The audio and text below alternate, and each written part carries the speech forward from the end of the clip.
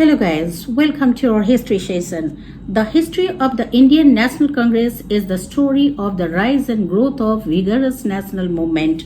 India's struggle for freedom has had three major phases: the early phase, the assertive phase, and the era of Gandhi.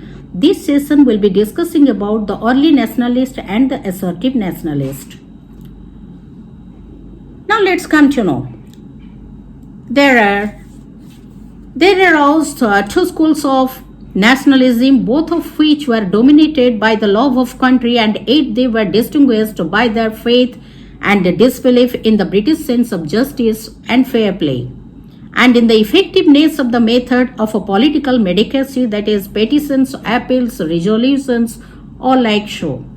Now, we can discuss the era that is dominated by the early nationalists between 1885, the very foundation of the Indian National Congress, the very foundation of the Indian National Congress, and till the 1905 partition of Bengal.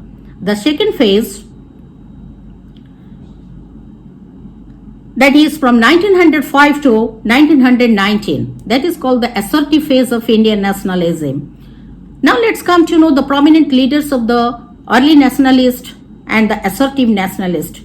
Umesh Chandra Banerjee, Ras Bihari Bose, Surendranath Banerjee, Dadabhai Naoroji, Gopal Krishna Gokhale, they are the important or the prominent leaders of the early nationalists. On the other hand, Lala Lajpat Rai, Bal Gangadhar Tilak, Bipin Chandra Pal, they are popularly known as Trio. They are the prominent leaders of the assertive nationalists. Now let's come to know, compare their beliefs. The early nationalists had unlimited faith in the British sense of justice and fair play. Example, Dadabhai Naoroji was bold enough to express the benefits of the introduction of a means of communication and transportation by the Britishers in India. Whereas on the other hand, the assertive nationalists, they had no faith in the British sense of justice and fair play. They were bold enough to achieve freedom by any means. Ultimate objectives of the early nationalists. They wanted Swaraj under the British crown. They asked for constitutional and other reforms later dominion status under the British crown. Whereas the assertive nationalists, they wanted absolute free Swaraj or complete independence.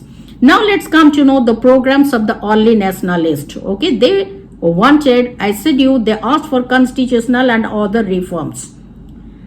They carried out their agitation through petitions, appeals, resolutions, meetings, distribution of leaflet, pamphlet, etc.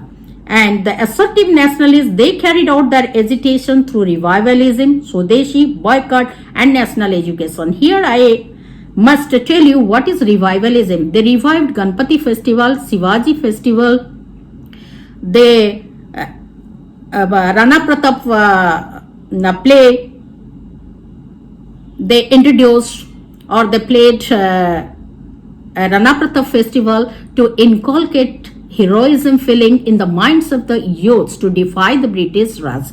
This was revivalism. Swadeshi, there was occasional bonfires of the British goods. And boycott is to abstain from using foreign goods. Abstain from using foreign goods. Boycott of legislative council, boycott of law courts by the Britishers, boycott of English medium schools, colleges, etc. This is all about boycott. And national education, the assertive nationalists, they introduced secular education, religious education, military education, political education in the national schools, which became compulsory for the Indians to learn. Okay, achievements of the early nationalists. Early nationalists infused national consciousness, popularized the ideas of a liberty, representative institutions, focused attention on poverty and exploitation, because at that time the Britishers, they used to take away the raw materials from India to feed the industries in England. On the other hand, Indian markets were flooded with the British-made goods. That led to stagnant of Indian industries and poverty, unemployment. Okay.